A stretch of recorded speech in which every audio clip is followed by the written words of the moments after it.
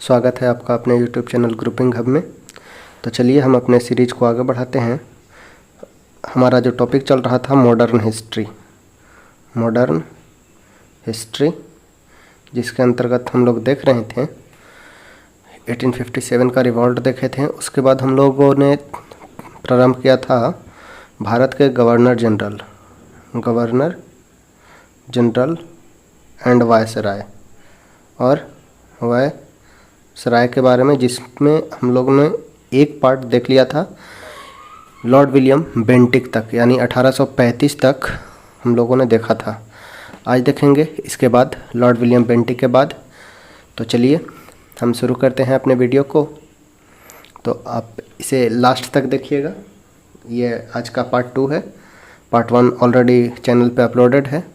जो भी क्वेश्चन आता है या पहले जो भी पूछ लिया गया है उसी से क्वेश्चन होगा। और हमारा बुक जो है वो 1 लाख पॉइंटर है हिस्ट्री का। History 1 lakh pointer. तो चलिए बिना समय गंवाए हम अपने वीडियो को स्टार्ट करते हैं। पॉइंट पे चलते हैं, क्वेश्चन पे। तो है लॉर्ड मेटकॉफ कार्यकाल रहता है 1835 से 36 तक। 1835 से 36 तक कार्यकाल रहता है। इनके बारे में पूछा गया है क्वेश्चन। 1835 ईस्वी का प्रेस एक्ट किसके समय में पारित हुआ? तो लॉर्ड मेटकॉफ के समय में। प्रेस एक्ट किसके समय में पारित हुआ? Lord Metcalfe. नेक्स्ट है समाचार पत्रों का मुक्तिदाता किस गवर्नर जनरल को कहा जाता है? तो लॉर्ड मेटकॉफ को कहा गया है समाचार पत्रों का मुक्तिदाता। नेक्स्ट है लॉर्ड ऑकलैंड। चार्ल्स मेटकॉफ के बाद आते हैं लॉर्ड ऑकलैंड। इनका कार्यकाल होता है 1836 से 42 तक। 1836 से 42 तक इनका कार्यकाल होता है लॉर्ड ऑकलैंड का। क्वेश्चन पूछा गया है 1936 ईस्वी में 1836 होगा। 1836 ईस्वी में दोस्त मोहम्मद ने किस गवर्नर जनरल से रंजीत सिंह के विरुद्ध सहायता मांगी थी? तो लॉर्ड ऑकलैंड से। क्वेश्चन है 1836 ईस्वी में दोस्त मोहम्मद ने किस गवर्नर जनरल से रंजीत सिंह के विरुद्ध सहायता मांगी थी? तो लॉर्ड ऑकलैंड से मांगा था। नेक्स्ट है प्रथम आंग्ल अफगान युद्ध। समय होता है 1839 से 42 के बीच अफगान युद्ध होता है। किस गवर्नर जनरल के काल में लड़ा गया था? तो ये थे लॉर्ड ऑकलैंड के समय। प्रथम आंग्ल अफगान युद्ध 1839 से 42 के समय। कार्यकाल होता है लॉर्ड ऑकलैंड का। नेक्स्ट है लॉर्ड एलनबरो। इनसे क्वेश्चन है सिंधु पर। इनका कार्यकाल होता है 1842 से 44 तक। लॉर्ड एलनबरो कार्यकाल है 1842 से 44 तक। क्वेश्चन है सिंध पर ब्रिटिश हुकूमत ने किस वर्ष अधिग्रहण किया था? सिंध पर ब्रिटिश हुकूमत ने किस वर्ष अधिग्रहण किया था? तो अगस्त 1843 में। अगस्त 1843। नेक्स्ट है सिंध का ब्रिटिश साम्राज्य में विलय किस गवर्नर जनरल के समय में हुआ? तो लॉर्ड एलनबरो के समय। सिंध का ब्रिटिश साम्राज्य में विलय किस गवर्नर जनरल के समय में हुआ? तो लॉर्ड एलनबरो के समय। नेक्स्ट है सिंध के विलय के समय सिंध में कंपनी का रेजिडेंट कौन था? सिंध के विलय के समय सिंध में कंपनी का रेजिडेंट कौन था? तो चार्ल्स नेपियर होते हैं। नेक्स्ट है किस गवर्नर जनरल ने भारत में दास प्रथा को समाप्त किया था? किस गवर्नर जनरल ने भारत में दास प्रथा को समाप्त किया? तो लॉर्ड एलनबरो के द्वारा 1843 ईस्वी में दास प्रथा का समाप्त किया गया था। दास प्रथा लॉर्ड एलनबरो के समय में समाप्त हुआ। नेक्स्ट है दास प्रथा का उन्मूलन किस एक्ट के द्वारा किया गया? तो 1843 के एक्ट 5 के द्वारा, एक्ट 5 के द्वारा दास प्रथा का अंत किया गया था। और रेगुलेशन 17 याद रखना है, रेगुलेशन 17 के तहत सती प्रथा का अंत किया गया था तथा एक्ट 5 के द्वारा दास प्रथा का अंत 1843 में लॉर्ड एलनबरो के समय में हुआ। नेक्स्ट हमारा है जो गवर्नर हैं लॉर्ड हार्डिंग प्रथम। कार्यकाल होता है 1844 से 48 तक। भारत के गवर्नर जनरल है लॉर्ड हार्डिंग प्रथम। कार्यकाल होता है 1844 से 48। क्वेश्चन पूछा गया है प्रथम आंग्ल सिख युद्ध। प्रथम आंग्ल सिख युद्ध के समय गवर्नर जनरल कौन होता है? तो लॉर्ड हार्डिंग प्रथम। याद रखना है प्रथम आंग्ल सिख युद्ध के समय लॉर्ड हार्डिंग रहते हैं। वही अगर बात किया जाए द्वितीय आंग्ल सिख युद्ध के समय तो वो होते हैं लॉर्ड डलहौजी। क्वेश्चन कंफ्यूज नहीं करना है, आंग्ल सिख युद्ध 2 हुआ था। प्रथम आंग्ल सिख युद्ध की बात किया जाए तो लॉर्ड हार्डिंग प्रथम हो जाएंगे। प्रथम आंग्ल सिख युद्ध के समय काल होता है 45-46 के बीच। आंग्ल सिख युद्ध लड़ा जाता है 45-46 के बीच और लॉर्ड हार्डिंग का कार्यकाल होता है 44 से 48 के बीच। बात किया जाए प्रथम आंग्ल सिख युद्ध जो 1845-46 लड़ा गया किस गवर्नर जनरल के समय, तो लॉर्ड हार्डिंग प्रथम के समय। नेक्स्ट है सामाजिक सुधार, बालिका हत्या एवं नर बलि प्रथा पर किस गवर्नर जनरल ने प्रतिबंध लगाया था, तो लॉर्ड हार्डिंग प्रथम के द्वारा। लॉर्ड हार्डिंग प्रथम के द्वारा सामाजिक सुधार में बालिका हत्या एवं नर बलि प्रथा पर प्रतिबंध लगाया था। नेक्स्ट है लॉर्ड डलहौजी। लॉर्ड डलहौजी कार्यकाल इनका होता है 1848 से 56 तक। लॉर्ड डलहौजी कार्यकाल होता है 1848 से 56 तक।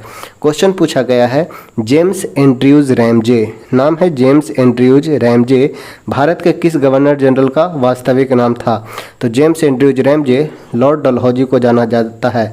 लॉर्ड डलहौजी को जेम्स एंड्रयूज रैमजे के नाम से जाना जाता है। नेक्स्ट है किसने विलय की नीति नियोजित एवं क्रियान्वित की थी। विलय की नीति डॉक्ट्रिन ऑफ लैप्स तो डलहौजी के द्वारा। कार्यकाल होता है 48 से 56 तक। विलय की नीति को नियोजित किया एवं क्रियान्वित भी किया कौन, तो लॉर्ड डलहौजी। समय रहता है 48 से 56 के बीच। क्वेश्चन हमारा पूछा गया है लॉर्ड डलहौजी की विलय नीति का प्रथम शिकार कौन सा राज्य हुआ था, तो सतारा 1848 में। लॉर्ड डलहौजी की विलय नीति का प्रथम शिकार कौन सा राज्य हुआ था, तो सतारा हुआ था। समय होता है 1848 में। 1848 में सतारा प्रथम राज्य होता है जो लॉर्ड डलहौजी के विलय नीति का शिकार बनता है। नेक्स्ट है बघाट। बघाट रियासत का ब्रिटिश साम्राज्य में विलय कब हुआ, तो 1850 में। बघाट का ब्रिटिश साम्राज्य में विलय हुआ 1850 में। नेक्स्ट देखते हैं बरार। बरार क्षेत्र का विलय 1853 में किस गवर्नर जनरल के समय में हुआ, तो लॉर्ड डलहौजी के समय। बरार क्षेत्र का 1853 में कार्यकाल होता है लॉर्ड डलहौजी का। नेक्स्ट है अवध का ब्रिटिश रेजिडेंट कौन था जब अवध का ब्रिटिश साम्राज्य में विलय हुआ, तो जेम्स आउट्रम। जेम्स आउट्रम के रिपोर्ट पर ही अवध का ब्रिटिश साम्राज्य में विलय होता है। जेम्स आउट्रम के रिपोर्ट पे अवध का विलय होता है ब्रिटिश साम्राज्य में। नेक्स्ट है किसकी रिपोर्ट के आधार पर अवध का अधिग्रहण किया, तो आउट्रम के रिपोर्ट पर। वही क्वेश्चन है आउट्रम के रिपोर्ट पर अवध का अधिग्रहण किया गया था। नेक्स्ट है लॉर्ड डलहौजी द्वारा अवध का अंग्रेजी राज्य में विलय किस रीति से हुआ था, तो कुशासन का आरोप लगाया गया था। कुशासन का आरोप लगाकर अवध का अंग्रेजी राज्य में विलय किया गया था। अवध का विलय अंग्रेजी राज्य में किस आधार पे, तो कुशासन के आधार पे। नेक्स्ट है ब्रिटिश साम्राज्य में अवध का विलय किस सन में हुआ, तो डेट याद रखना है 13 फरवरी। 13 फरवरी 1856 को अवध का विलय किया गया था ब्रिटिश साम्राज्य में। नेक्स्ट है जब अवध का विलय कुशासन के आधार पर किया गया तब अवध के नवाब कौन थे, तो वाजिद अली शाह। वाजिद अली शाह होते हैं अवध के नवाब।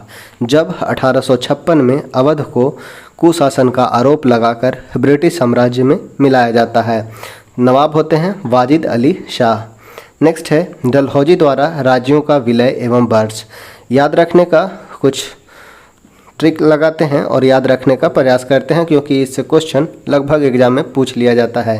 देखिए सतारा ये पड़ता है महाराष्ट्र में, इसका विलय हुआ 1848। सतारा 1848 में। जैतपुर और संबलपुर, इसे याद रखेंगे एस फॉर संबलपुर और जैतपुर, इसी में SJ याद रखेंगे। संबलपुर और जैतपुर का विलय 1849 में। 48 में सतारा का विलय, संबलपुर और जैतपुर का विलय 1849 में। नेक्स्ट है बघाट का विलय 1850 में। बघाट का विलय 1850 में। SSB एक सेना होती है, SSB याद रखिएगा। सतारा, संबलपुर और जैतपुर और B फॉर बघाट 1850 में। क्रम हमारा याद है 1848 में सतारा का, 1849 में जैतपुर और संबलपुर का, बघाट 1850 में। नेक्स्ट याद रखना है 1851 में किसी का विलय नहीं किया गया था। उसके बाद है SSB you, you for Udaipur, Udaipur 1852 में। उसके बाद जे फॉर झांसी, झांसी का विलय 1853 में। एन फॉर नागपुर, नागपुर का विलय 1854 में। उसके बाद करौली, करौली का भी विलय किया गया था 1855 में। हालांकि करौली में आंतरिक विद्रोह हो जाने के कारण करौली को पुनः मुक्त कर दिया गया था। याद रखेंगे SSB UJNK, ट्रिक है हमारा SSB UJNK। S for Satara, S for Sambalpur Jaitpur, B for Baghat, U for Udaipur, J for Jhansi, N for Nagpur, K for Karauli. क्रम है सतारा का 48 में, संबलपुर जैतपुर का 49 में, बघाट का 50 में, उदयपुर 52 में, झांसी 53 में, नागपुर 54 में और करौली 55 में। वही बात किया जाए अवध, तो अवध को कुशासन का आरोप लगाया गया और 1856 में मिला लिया गया, अवध 1856 में। याद रखिएगा SSB UJNK, सतारा, संबलपुर, उदयपुर, जैतपुर, नागपुर, झांसी, करौली। नेक्स्ट है भारत में ब्रिटिश शासन के दौरान राजसी राज्यों के विलय का सही क्रम क्या है? तो सर्वप्रथम सतारा 1848 में, उसके बाद संभलपुर और जैतपुर 1849 में, बी फॉर बघाट, बघाट 50 में, 51 में किसी का नहीं, उदयपुर का 52 में, झांसी का 53 में, नागपुर 54, करौली 55 और अवध 56। नेक्स्ट क्वेश्चन पूछा गया है विलय का सिद्धांत। विलय का सिद्धांत के तहत राज्यों के विलय का व्यवस्थित काल अनुक्रम क्या है? तो सतारा, संभलपुर, जैतपुर, बघाट, उदयपुर, झांसी, नागपुर, करौली। ये क्रम भी पूछा जाता है और वर्ष भी पूछा जाता है, तो ये ट्रिक के माध्यम से हम याद रखेंगे। SSB UJNK, सतारा 48 में, संबलपुर जैतपुर, बघाट, उदयपुर, झांसी, नागपुर और करौली। नेक्स्ट है पब्लिक वर्क्स डिपार्टमेंट। क्वेश्चन पूछा गया है पब्लिक वर्क्स डिपार्टमेंट को 1845 से 55 के दौरान किस गवर्नर जनरल ने अस्थायी स्वरूप प्रदान किया था? तो लॉर्ड डलहौजी के द्वारा, लॉर्ड डलहौजी के द्वारा PWD पब्लिक वर्क्स डिपार्टमेंट को अस्थायी स्वरूप प्रदान किया गया लॉर्ड डलहौजी के द्वारा। नेक्स्ट है द्वितीय आंग्ल सिख युद्ध। द्वितीय आंग्ल सिख युद्ध कार्यकाल समय होता है 1848 से 49 के पश्चात पंजाब का विलय किसने किया? तो लॉर्ड डलहौजी ने 1849 में। द्वितीय आंग्ल सिख युद्ध के बाद 1849 में पंजाब का विलय लॉर्ड डलहौजी ने किया। लॉर्ड डलहौजी के द्वारा पंजाब का विलय 1849 में। वही बात किया जाए प्रथम आंग्ल सिख युद्ध, प्रथम आंग्ल सिख युद्ध के समय गवर्नर जनरल कौन रहते हैं? तो लॉर्ड हार्डिंग प्रथम। नेक्स्ट है सिक्किम का भारत में विलय 1850 में किसने किया था? तो लॉर्ड डलहौजी ने। पंजाब का विलय 1849 में, सिक्किम का विलय 1850 में। तो सिक्किम का भारत में विलय 1850 में किसने किया था? तो लॉर्ड डलहौजी ने। नेक्स्ट है लोअर बर्मा, पिग्गू, लोअर बर्मा पिग्गू राज्य का विलय 1852 में किसके समय में हुआ? तो लॉर्ड डलहौजी के समय, लॉर्ड डलहौजी के समय। नेक्स्ट है द्वितीय आंग्ल बर्मा युद्ध 1852 किस गवर्नर जनरल के समय हुआ? तो लॉर्ड डलहौजी के समय द्वितीय आंग्ल बर्मा युद्ध। अगर बात किया जाए प्रथम आंग्ल बर्मा युद्ध तो इसका समय होता है 1824 से 26, 1824-26 में प्रथम आंग्ल बर्मा युद्ध। वही द्वितीय आंग्ल बर्मा युद्ध 1852 में समय होता है लॉर्ड डलहौजी का। नेक्स्ट है 1853 के चार्टर एक्ट के समय भारत का गवर्नर जनरल कौन था? तो लॉर्ड डलहौजी। 48 से 56 बीच में ही आता है 53। तो 1853 के चार्टर एक्ट के समय भारत का गवर्नर जनरल रहते हैं लॉर्ड डलहौजी। नेक्स्ट है भारत में प्रथम रेल लाइन किस गवर्नर जनरल के समय बिछाई गई थी? तो लॉर्ड डलहौजी के समय। भारत में प्रथम रेल लाइन किस गवर्नर जनरल के समय बिछाई गई थी? तो लॉर्ड डलहौजी के समय। नेक्स्ट है भारत में प्रथम रेल लाइन कब शुरुआत हुआ? तो 1853 में। भारत में प्रथम रेल लाइन कब शुरुआत हुआ? 1853। भारत में प्रथम रेल लाइन का निर्माण किस नगर के बीच हुआ था? तो बॉम्बे से थाने के मध्य, बॉम्बे से थाने के मध्य प्रथम रेल लाइन का निर्माण हुआ था। नेक्स्ट है किस कंपनी ने सर्वप्रथम भारत में रेल यात्रा प्रारंभ की थी? किस कंपनी के द्वारा सर्वप्रथम भारत में रेल यात्रा प्रारंभ की गई थी? तो ग्रेट इंडियन पेनिनसुला रेलवे 1853 में। ग्रेट इंडियन पेनिनसुला रेलवे 1853 में। नेक्स्ट क्वेश्चन हमारा है, भारत में पहली बार किस गवर्नर जनरल के समय में तार और रेल सेवा आरंभ की गई थी? तार सेवा और रेल सेवा लॉर्ड डलहौजी के समय। भारत में पहली बार किस गवर्नर जनरल के समय तार और रेल सेवा आरंभ की गई थी? तो लॉर्ड डलहौजी के समय। नेक्स्ट है, कलकत्ता से आगरा के बीच पहली बार बिजली से संचालित तार सेवा कब शुरू की गई? 1853 में। अगर बात किया जाए रेल सेवा तो मुंबई से थाने के बीच, और पहली बार तार सेवा वो शुरू की गई थी कलकत्ता से आगरा के बीच 1853 में। भारत में पहला बार डाक कानून तथा डाक टिकट का प्रचलन में प्रारंभ हुआ तो 1854 में। भारत में प्रथम बार डाक कानून तथा डाक टिकट का प्रचलन कब प्रारंभ हुआ? 1854 में। नेक्स्ट है, लॉर्ड डलहौजी के समय डाक खाना एक्ट कब पारित हुआ था? 1854 में। डलहौजी के समय डाक खाना एक्ट कब पारित हुआ? 1854 में। नेक्स्ट है, डलहौजी को आधुनिक भारत का निर्माता माना जाता है। डलहौजी को आधुनिक भारत का निर्माता माना जाता है।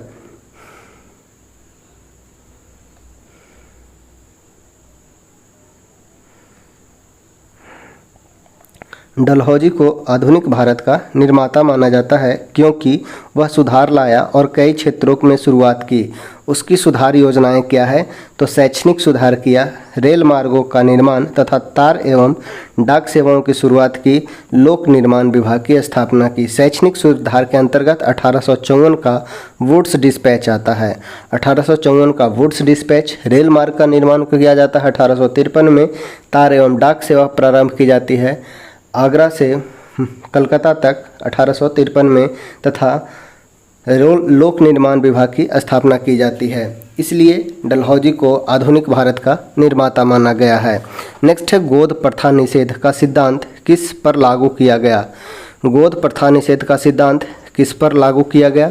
तो सिर्फ हिंदू राजाओं पर। सिर्फ हिंदू राजाओं पर गोद प्रथा निषेध का सिद्धांत लागू किया गया था। नेक्स्ट है, भारत में स्त्रियों की शिक्षा की अनुमति किसने दी थी? तो लॉर्ड डलहौजी ने। भारत में स्त्रियों की शिक्षा की अनुमति किसने दी? लॉर्ड डलहौजी ने। आधुनिक भारत का निर्माता किस गवर्नर जनरल को माना जाता है? तो लॉर्ड डलहौजी को। आधुनिक भारत का निर्माता किस गवर्नर जनरल को माना जाता है? लॉर्ड डलहौजी को। शिक्षा सुधार है तो वुड्स डिस्पैच 1854 किसके समय आया? तो लॉर्ड डलहौजी के समय। शिक्षा सुधार है तो वुड्स डिस्पैच आया था 1854 में। कार्यकाल होता है लॉर्ड डलहौजी का। तो लॉर्ड डलहौजी के समय किसने लॉर्ड डलहौजी के कार्यों को 3 शब्द विजय, संगठन एवं विकास में बतलाया है? तो सर विलियम विल्सन हंटर के द्वारा।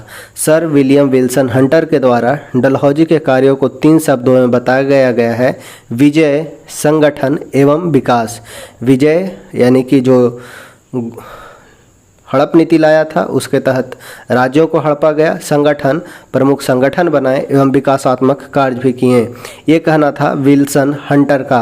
लॉर्ड डलहौजी के कार्यों को 3 शब्दों में परिभाषित किया गया है, विजय, संगठन एवं विकास। 3 शब्दों में बतलाया है सर विलियम विल्सन हंटर ने। नेक्स्ट है, जो गवर्नर जनरल है वह है Lord Canning. Next governor general है लॉर्ड कैनिंग। क्वेश्चन देखते हैं लॉर्ड कैनिंग से। इन्हीं के समय 1857 का विद्रोह होता है, तो ये इंपॉर्टेंट है, क्वेश्चन इनसे पूछ लिया जाता ही है। क्वेश्चन है, विधवा पूर्ण विवाह अधिनियम।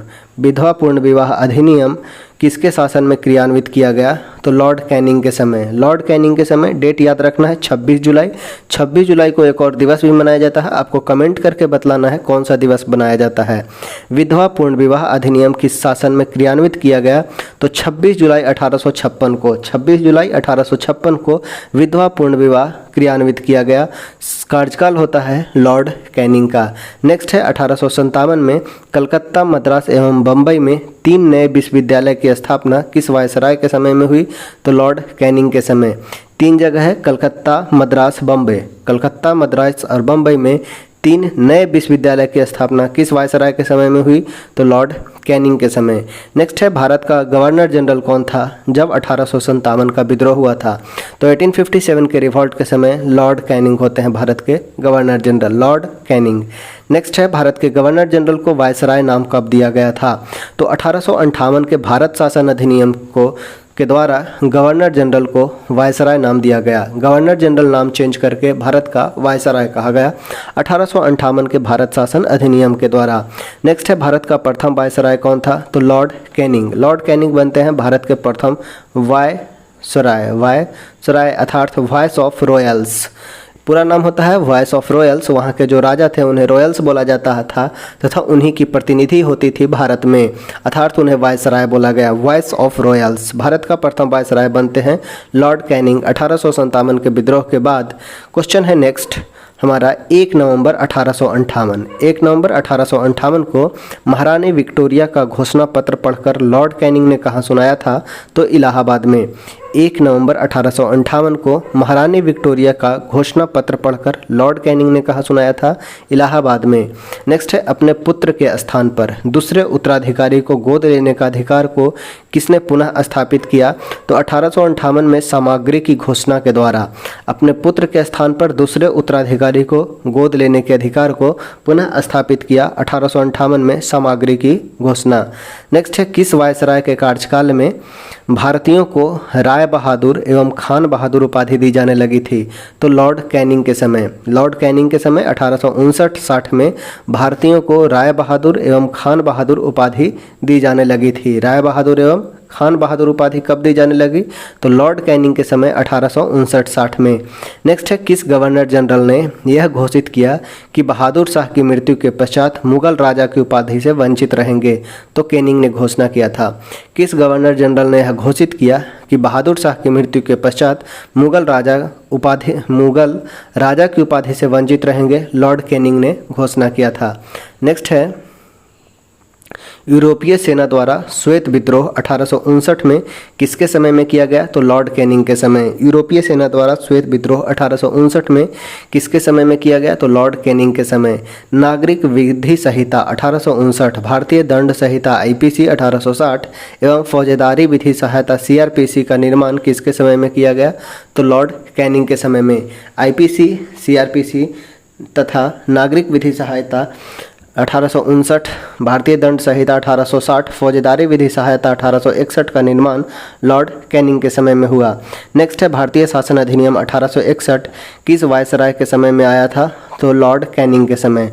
लॉर्ड कैनिंग के समय 1861 का भारत शासन अधिनियम आया। नेक्स्ट है किसने बघाट एवं उदयपुर राज्य पुनः वापस कर दिए थे? तो लॉर्ड कैनिंग ने। बघाट एवं उदयपुर को पुनः वापस कर दिया गया था लॉर्ड कैनिंग ने। नेक्स्ट है लॉर्ड एल्गिन प्रथम। नेक्स्ट वायसराय आते हैं भारत के लॉर्ड एल्गिन प्रथम। कार्यकाल होता है 1862 से 63, 1 वर्ष का कार्यकाल होता है लॉर्ड एल्गिन प्रथम का। क्वेश्चन पूछा गया है लॉर्ड एल्गिन की मृत्यु 1863 में कहाँ पर हुई थी? तो धर्मशाला हिमाचल प्रदेश में। लॉर्ड एल्गिन की मृत्यु भारत में कहाँ हुई थी? धर्मशाला हिमाचल प्रदेश में। नेक्स्ट है सर रॉबर्ट नेपियर को 1863 में भारत का कार्यवाहक वायसराय बनाया गया था। सर रॉबर्ट नेपियर को 1863 में भारत का कार्यवाहक वायसराय बनाया गया था तथा सर विलियम डेनिसन को भी कार्यवाहक वायसराय बनाए गए थे। 2 नेपियर एवं डेनिसन 1863-64 में कार्यवाहक वायसराय बने थे। नेक्स्ट वायसराय आएंगे सर जॉन लॉरेंस 1864 से 1869 के बीच। सर जॉन लॉरेंस कार्यकाल होता है 1864 से 69 के बीच। क्वेश्चन पूछा गया है कौन वायसराय चतुराईपूर्ण निष्क्रियता की नीति के साथ जुड़ा हुआ है? तो जॉन लॉरेंस। कौन वायसराय चतुराईपूर्ण निष्क्रियता की नीति के साथ जुड़ा हुआ है? तो जॉन लॉरेंस 1864 से 69 के बीच। क्वेश्चन है भूटान युद्ध के समय वायसराय कौन थे? तो जॉन लॉरेंस। भूटान युद्ध 1865 में होता है। भूटान युद्ध 1865 में होता है और वायसराय होते हैं जॉन लॉरेंस। भूटान युद्ध 1865 के समय वायसराय कौन है? John Lawrence. नेक्स्ट है कलकत्ता बम्बई मद्रास में हाईकोर्ट की स्थापना किसके समय? जॉन लॉरेंस के समय। कलकत्ता बम्बई एवं मद्रास में हाईकोर्ट की स्थापना लॉरेंस के समय एवं विश्वविद्यालय की स्थापना डलहौजी के समय। याद रखना है हाईकोर्ट तो जॉन लॉरेंस और विश्वविद्यालय तो डलहौजी। नेक्स्ट है लॉर्ड मेयो। कार्यकाल रहता है 1869 से 72। लॉर्ड मेयो का कार्यकाल होता है 1869 से 72। क्वेश्चन पूछा गया है मेयो से किसने पुरातत्व सर्वेक्षण विभाग की स्थापना की थी? पुरातत्व सर्वेक्षण विभाग की स्थापना किया था? 1871 में लॉर्ड मेयो ने। लॉर्ड मेयो ने 1871 में पुरातत्व सर्वेक्षण विभाग की स्थापना की। नेक्स्ट है, लॉर्ड मेयो ने केंद्र एवं प्रांतों के मध्य राजस्व बंटवारे हेतु एक नई व्यवस्था कब शुरू की गई थी? तो 1871 में। लॉर्ड मेयो ने केंद्र एवं प्रांत के मध्य राजस्व बंटवारे हेतु एक नई व्यवस्था कब शुरू की थी? तो 1871 में। क्वेश्चन है नेक्स्ट, वह कौन व्यक्ति था जिसने भारत में पहली बार जनसंख्या की जनगणना करवाई थी? जनसंख्या की जनगणना करने वाले भारत में प्रथम व्यक्ति लॉर्ड मेयो होते हैं 1872 में। 1872 में जनसंख्या प्रथम बार लॉर्ड मेयो के समय में किया गया। नेक्स्ट है, किसे भारतीय कृषि विभाग के पिता के रूप में देखा जाता है? तो लॉर्ड मेयो को। लॉर्ड मेयो को 1872 ईस्वी में कृषि विभाग के पिता के रूप में जाना जाता है। नेक्स्ट है, 1872 में कृषि विभाग की स्थापना किस वायसराय के समय में हुई थी? तो लॉर्ड मेयो के समय। कृषि विभाग की स्थापना लॉर्ड मेयो के समय, इसलिए लॉर्ड मेयो को कृषि विभाग का पिता के रूप में देखा जाता है। कृषि विभाग की स्थापना 1872 में लॉर्ड मेयो के द्वारा। नेक्स्ट है, काठियावाड़। काठियावाड़ में राजकोट कॉलेज तथा अजमेर में मेयो कॉलेज, दो कॉलेज है। काठियावाड़ में राजकोट कॉलेज और अजमेर में मेयो कॉलेज की स्थापना किसने किया था? तो लॉर्ड मेयो ने। दो कॉलेज है, एक अजमेर में मेयो कॉलेज तथा काठियावाड़ में राजकोट कॉलेज, दोनों के संस्थापक हैं लॉर्ड मेयो। नेक्स्ट है, भारतीय सांख्यिकी सर्वेक्षण की स्थापना किसके समय में की गई थी? तो लॉर्ड मेयो के द्वारा। भारतीय सांख्यिकी सर्वेक्षण की स्थापना किसने कराई? तो लॉर्ड मेयो ने। नेक्स्ट है, किस वायसराय की हत्या अंडमान निकोबार द्वीप समूह में एक दंडित अपराधी के द्वारा कर दी गई? तो लॉर्ड मेयो की हत्या। किस वायसराय की हत्या अंडमान निकोबार द्वीप समूह में एक दंडित अपराधी द्वारा कर दिया गया था? तो लॉर्ड मेयो का। सर जॉन स्ट्रेची एवं लॉर्ड नेपियर कार्यवाहक वायसराय बने थे। जॉन स्ट्रेची एवं लॉर्ड नेपियर कार्यवाहक वायसराय बने थे। नेक्स्ट वायसराय जो हैं वो हैं लॉर्ड नॉर्थब्रुक। कार्यकाल होता है 1872 से 76 के बीच। लॉर्ड नॉर्थब्रुक कार्यकाल होता है 1872 से 76 के बीच। क्वेश्चन पूछा गया है, ब्रह्म मैरिज एक्ट 1872। ब्रह्म मैरिज एक्ट 1872 किस वायसराय के समय में लागू हुआ? तो लॉर्ड नॉर्थब्रुक के समय। ब्रह्म मैरिज एक्ट किस वायसराय के समय में लागू हुआ? तो लॉर्ड नॉर्थब्रुक। नेक्स्ट है, प्रिंस ऑफ वेल्स भारत की यात्रा पर किसके समय में आए थे? तो लॉर्ड नॉर्थब्रुक के समय 1875 में। लॉर्ड नॉर्थब्रुक के समय 1875 में प्रिंस ऑफ वेल्स भारत की यात्रा पर आए थे। प्रिंस ऑफ वेल्स भारत आते हैं 1875 में। नेक्स्ट जो क्वेश्चन है वो है लॉर्ड लिटन से। लॉर्ड लिटन कार्यकाल होता है इनका 1876 से 80। लॉर्ड लिटन कार्यकाल होता है 1876 से 80। क्वेश्चन पूछा गया है लॉर्ड लिटन से, किसे ओवन मेरेडिथ के नाम से जाना जाता है?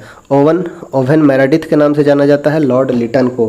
1876 ईस्वी में से ओवन मेरेडिथ के नाम से ये कविता लिखते थे लॉर्ड लिटन। नेक्स्ट है, अफगानिस्तान के प्रति आक्रामक नीति किस वायसराय ने अपनाई थी?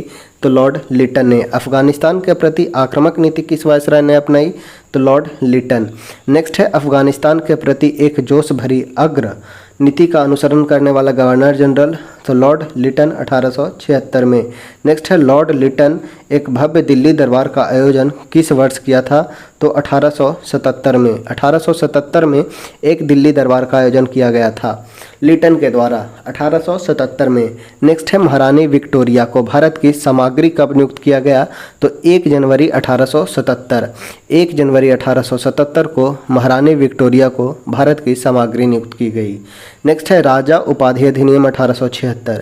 राजा उपाधि अधिनियम 1876 ब्रिटिश संसद में पारित करने के बाद महारानी विक्टोरिया को कौन सी उपाधि दी गई? तो कैसर ए हिंद की उपाधि। राजा उपाधि अधिनियम 1876 ब्रिटिश संसद में पारित करने के बाद महारानी विक्टोरिया को कौन सी उपाधि दी गई? तो कैसर ए हिंद की उपाधि। नेक्स्ट है, 1877 में ICS 1877 में ICS की परीक्षा में प्रवेश की आयु 21 वर्ष से घटाकर 19 वर्ष किसके समय में किया गया? तो लॉर्ड लिटन के द्वारा। लॉर्ड लिटन के द्वारा 1877 में ICS की परीक्षा 21 वर्ष से घटाकर 19 वर्ष कर दी गई थी। नेक्स्ट है, vernacular press act. Vernacular press act कब लागू किया? तो लॉर्ड लिटन के समय में 1878 में लॉर्ड लिटन के समय वर्नाक्यूलर प्रेस एक्ट लागू किया गया। Vernacular press act lord Lytton के समय 1878 में लागू किया गया। किस अधिनियम को मुंह बंद कराने वाला अधिनियम कहा गया था? तो वर्नाक्यूलर प्रेस एक्ट 1878 को मुंह बंद कराने वाला अधिनियम कहा गया। नेक्स्ट है 1878 में किसकी अध्यक्षता में लिटन ने एक अकाल आयोग गठित किया था? तो रिचर्ड स्ट्रेची की अध्यक्षता में। 1878 में किसकी अध्यक्षता में लिटन ने एक अकाल आयोग गठित किया था? तो रिचर्ड स्ट्रेची की अध्यक्षता में। नेक्स्ट है किसने वर्नाक्यूलर प्रेस एक्ट को आकाश से गिरा वज्रपात कहा था? वर्नाक्यूलर प्रेस एक्ट को आकाश से गिरा वज्रपात की संज्ञा दी सुरेंद्रनाथ बनर्जी। सुरेंद्रनाथ बनर्जी के द्वारा वर्नाक्यूलर प्रेस एक्ट को आकाश से गिरा वज्रपात की संज्ञा दी गई थी। ये क्वेश्चन अभी 69th बीपीएससी में पूछा जा चुका है। वर्नाक्यूलर प्रेस एक्ट को आकाश से गिरा वज्रपात बतलाए थे सुरेंद्रनाथ बनर्जी। नेक्स्ट है भारतीय शस्त्र अधिनियम किसके कार्यकाल में लागू हुआ? तो लॉर्ड लिटन के समय। 1878 में भारतीय शस्त्र अधिनियम लागू हुआ लॉर्ड लिटन के समय। नेक्स्ट है द्वितीय आंग्ल अफगान युद्ध 1878 से 80 के बीच। द्वितीय आंग्ल अफगान युद्ध होता है 1878 से 80 के पश्चात। कौन सी संधि होती है?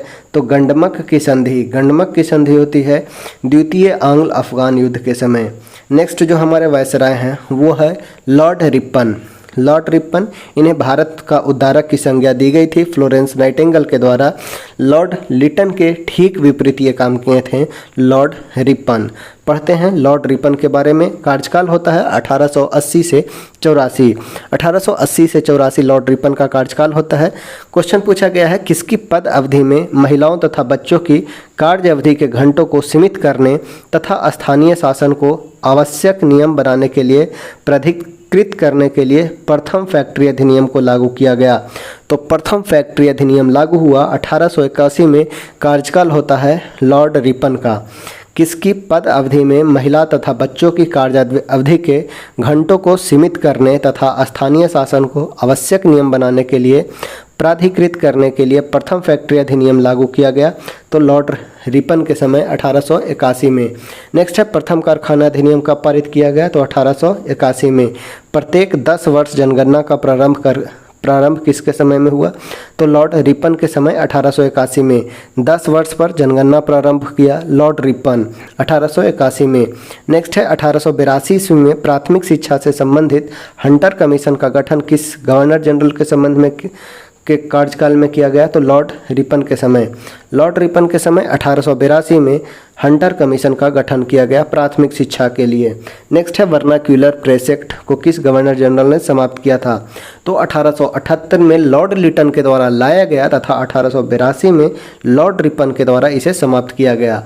वर्नाक्यूलर प्रेस एक्ट जिसे मुंह बंद करने वाला अधिनियम भी कहा गया, 1882 में लॉर्ड रिपन के द्वारा इसे समाप्त किया जाता है 1882 में। नेक्स्ट क्वेश्चन है भारतीय प्रेस की स्वतंत्रता के समर्थक कौन कौन से थे? भारतीय प्रेस के स्वतंत्रता के समर्थक कौन से गवर्नर जनरल एवं वायसराय हैं? तो प्रथम लॉर्ड हेस्टिंग्स, उसके बाद ऑकलैंड, रिपन, बेंटिक तथा चार्ल्स मेटकॉफ। 5 का नाम याद रखना है, Lord Hastings, Auckland, Ripon, William Bentinck एवं लॉर्ड मेटकॉफ। नेक्स्ट है भारत में स्थानीय स्वायत्त शासन का जनक किन्हें कहा जाता है? तो लॉर्ड रिपन को। भारत में स्थानीय स्वायत्त शासन का जनक किन्हें कहा जाता है? लॉर्ड रिपन को। नेक्स्ट है भारत में स्थानीय स्वायत्त शासन को किसने प्रोत्साहित किया था? तो लॉर्ड रिपन ने। भारत में स्थानीय स्वायत्त शासन को किसने प्रोत्साहित किया? तो लॉर्ड रिपन ने। नेक्स्ट है भारत में स्थानीय स्वायत्त शासी संस्था 1882 में किसने सशक्त बनाई थी? तो लॉर्ड रिपन ने। भारत में स्थानीय स्वायत्त शासी संस्था 1882 में किसने सशक्त बनाई? तो लॉर्ड रिपन। नेक्स्ट है इल्बर्ट बिल विवाद। इल्बर्ट बिल विवाद किसके समय में शुरू हुआ था? तो लॉर्ड रिपन के समय 1883-84 के समय। इल्बर्ट बिल विवाद किसके समय हुआ था? तो लॉर्ड रिपन के समय 1883-84 के समय।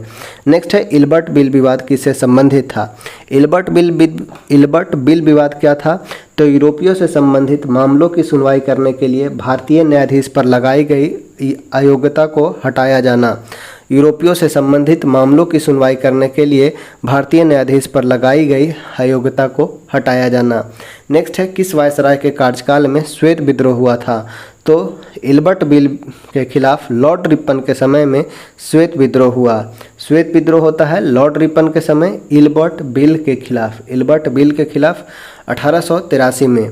नेक्स्ट है, ब्रिटिश भारत में मजदूर आंदोलन संगठित करने में कौन अग्रगामी थे? तो एन.एम. लोखंडे। ब्रिटिश भारत में मजदूर आंदोलन संगठित करने में कौन अग्रगामी थे?